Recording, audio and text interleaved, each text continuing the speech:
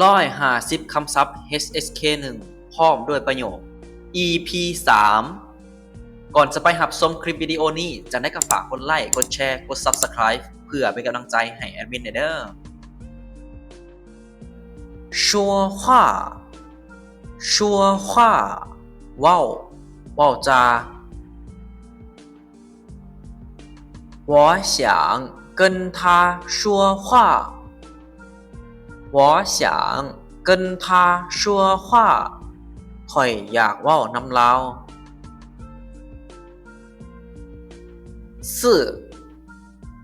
四เลขสี่我下午4点去运动我下午4点去运动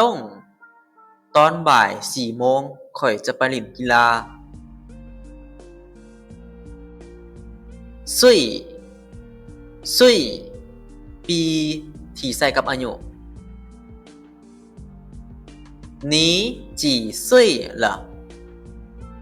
你几岁了เจ้าจักปีแล้ว他ลาวผู้ชาย他也是学生他也是学生ลาวก็เป็นนักเรียนคือกัน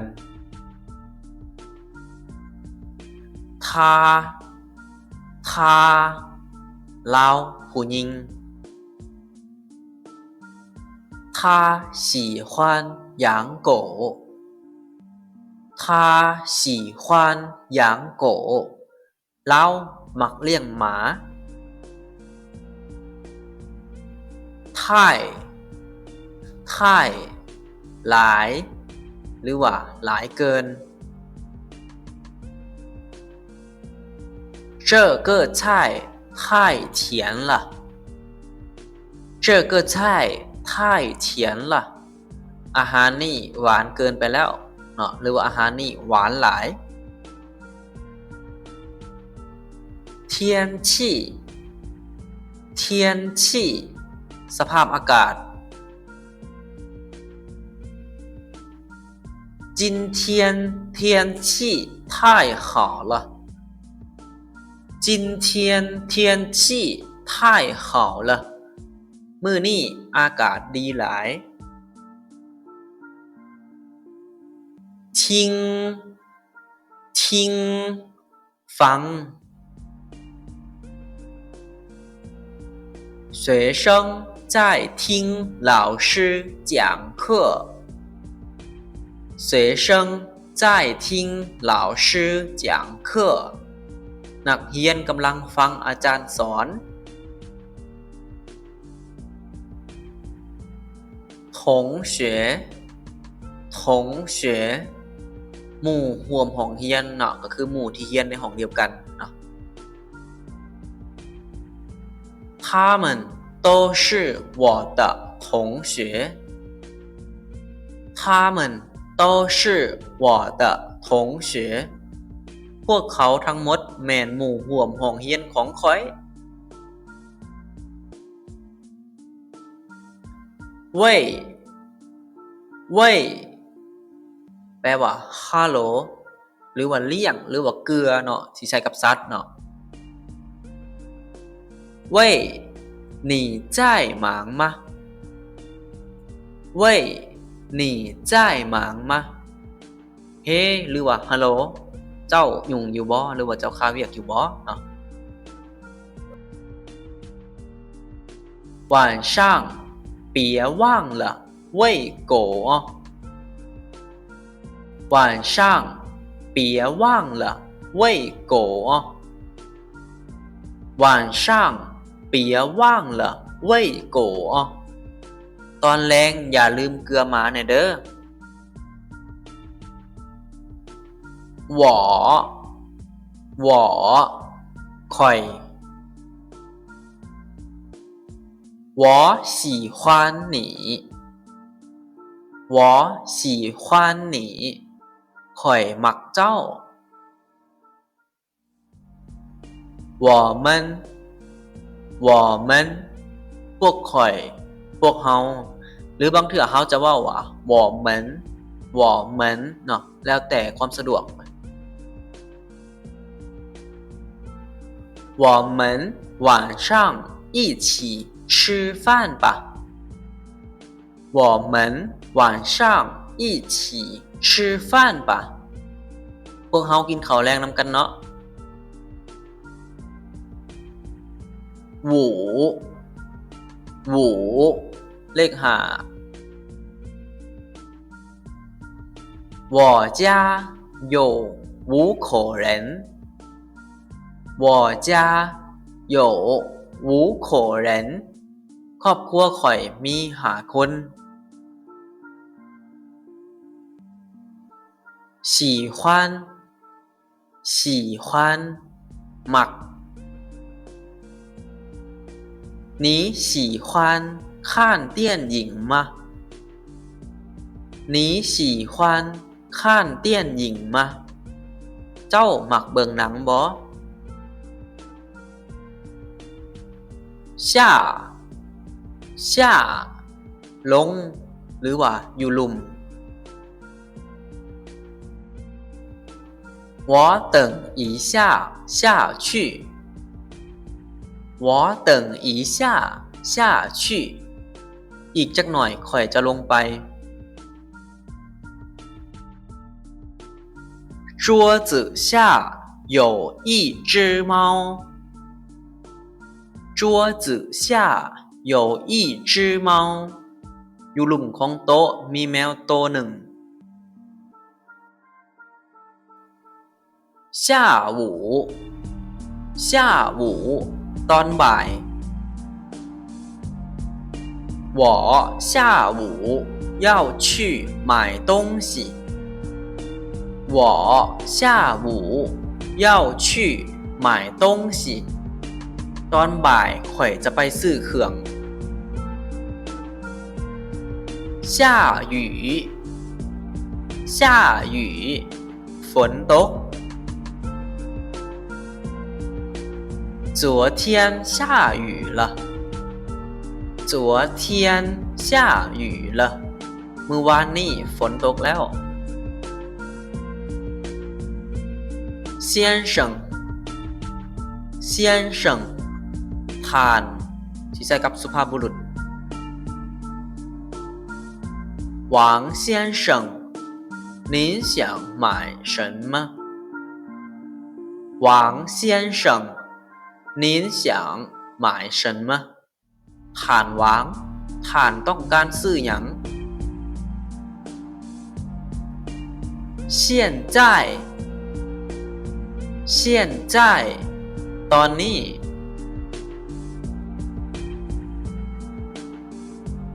你现在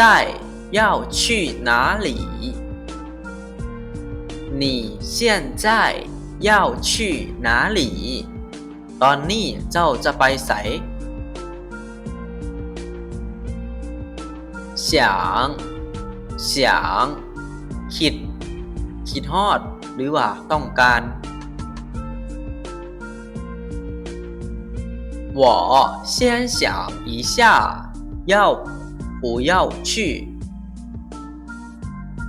我先想一下要不要去ข่อยขอคิดก่อนว่าจะไปหรือบ่我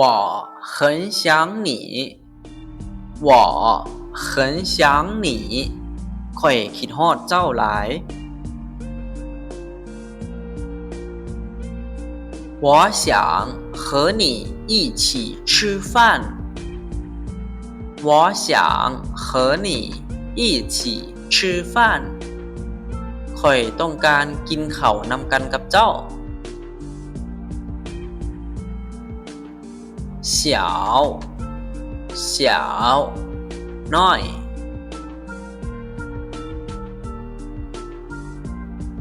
这个商店有点小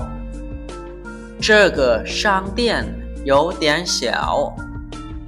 ห้านค้านี่น้อยหน่อยหนึ่งหรือว่าห้านค้านี่อยากน้อยไปหน่อยหนึ่ง小姐小姐ฐานหญิงใช้กับสุภาพสตรี那个小姐是谁呢那个小姐是谁呢ฐานหญิงคนนั้นแม่นไผเชียส่วนบางส่วนหรือว่าหน่อยหนึ่ง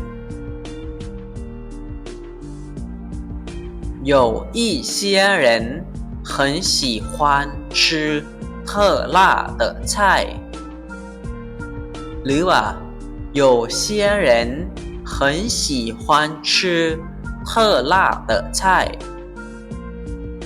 แปลว่าคนบางส่วนมักกินอาหารที่โคตรเผ็ดหลายหรือว่าคนบางกลุ่มหรือว่าคนบางคนก็ได้เนาะเขียน你在写什么你在写什么เจ้ากำลังเขียนหยัง谢谢ขอบใจ谢谢你的帮助谢谢你的帮助ขอบใจที่เจ้าสวยเหลือหรือว่าขอบใจที่เจ้าสวย星期อาทิตย์หรือว่าวันแต่ว่าวันนี่ต้องมีคำต่อเนาะ这个星期我有空这个星期我有空อาทิตย์นี้ค่อยว่างหรือว่าอาทิตย์นี้ค่อยมีเวลาว่าง我星期一有课我星期一有课วันจันทร์ข่อยมีเรียน学生นักเรียน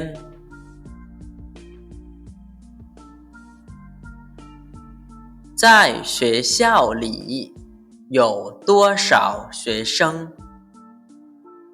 在学校里有多少学生ในโรงเรียนมีนักเรียนจักคน学习เรียน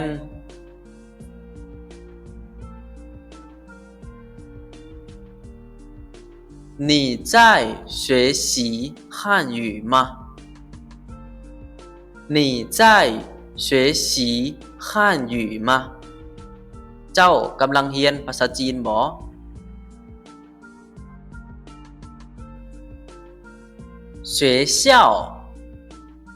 学校โรงเรียน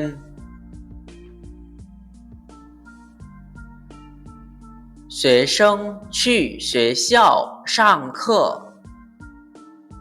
学生去学校上课นักเรียนไปเรียนอยู่โรงเรียน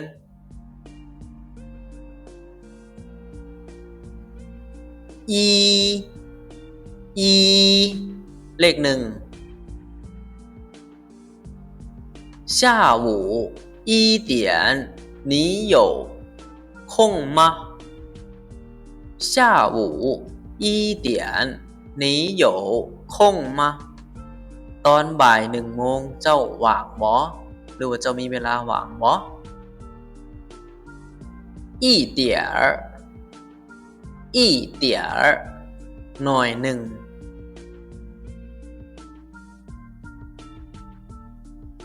我有一点怕黑我有一点怕黑ข่อยย่านความมืดหน่อยหนึ่งหรือว่าข่อยเป็นคนที่ย่านความมืดหน่อยหนึ่ง衣服เสื้อผ้า你的衣服很漂亮你的衣服很漂亮เสื้อของเจ้างามหลาย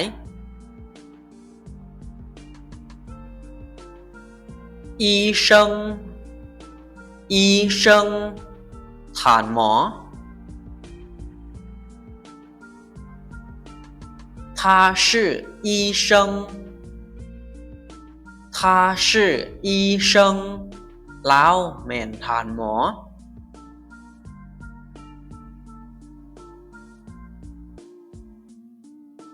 医院医院โรงหมอ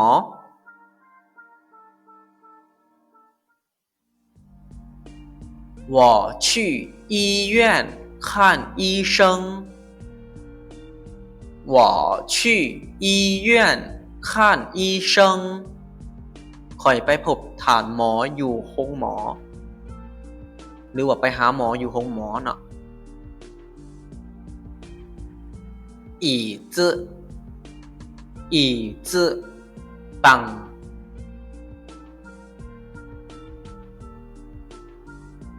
帮我搬一下椅子帮我搬一下椅子ช่วยข้อยหามตังแน่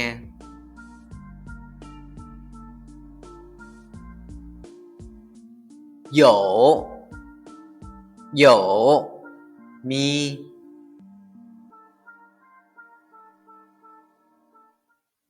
我有100块钱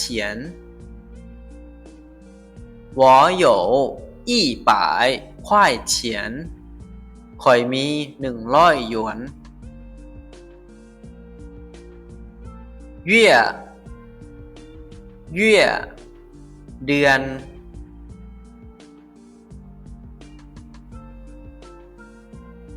这个月有31天这个月有31天เดือนนี้มี31วัน再见再见ลาก่อน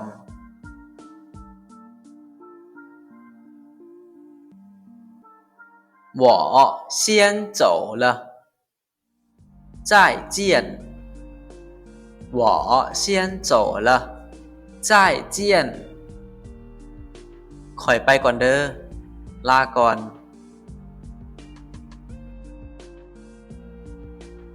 在อยู่หรือว่ากำลัง我在教室里上课我在教室里上课ข้อยเรียนอยู่ห้องเรียน你在想什么你在想什么เจ้ากำลังคิดหยัง怎么จังใดหรือว่าแนวใด这个怎么做这个怎么做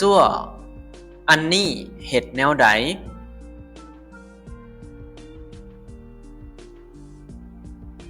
怎么样怎么样เป็นจังใดหรือว่าเป็นแนวใด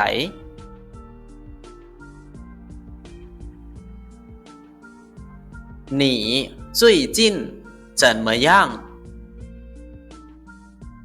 你最近怎么样ช่วงนี้เจ้าเป็นแนวใด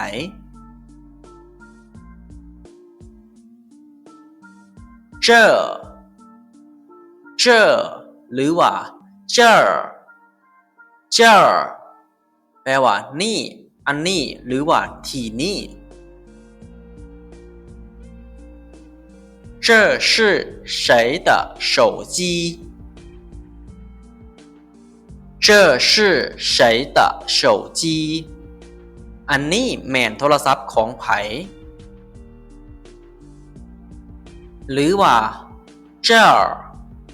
หรือว่าจะว่า这里ก็ได้เนาะตัวอย่าง这儿的风景很美หรือว่า这里的风景很美วิวอยู่ที่นี่งามหลายจงกัวจงกัวประเทศจีน我在中国留学我在中国留学ข่อยเรียนอยู่ประเทศจีน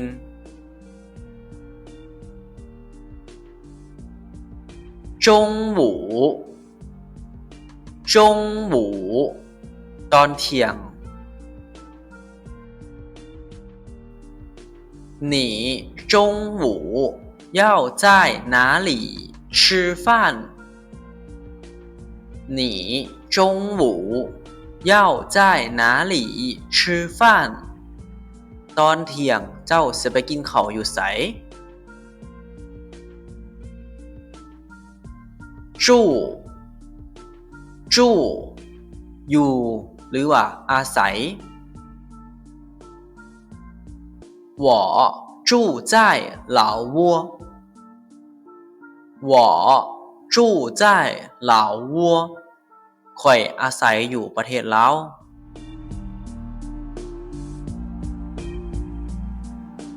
桌子桌子โต๊ะ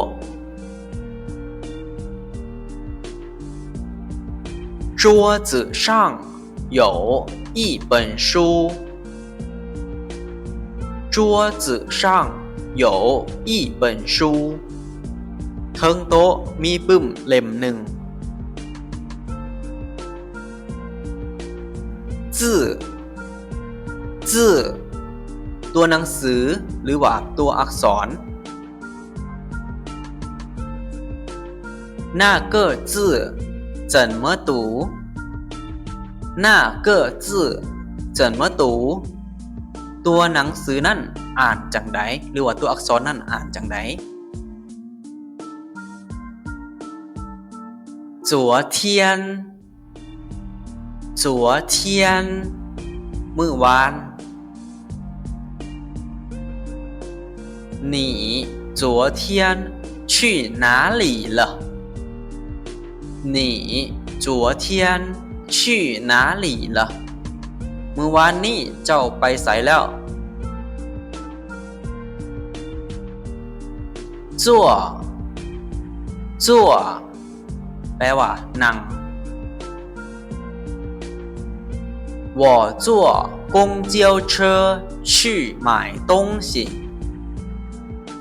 我坐公交车去买东西ข่อยนั่งรถเมล์ไปซื้อเครื่องจั่วจั่วเฮ็ดหรือว่ากระทำ你在做什么你在做什么เจ้ากำลังเฮ็ดหยังโอเคเนาะสำหรับคลิปวิดีโอนี้ที่รวมคำศัพท์ HSK 150คำศัพท์พร้อมด้วยประโยค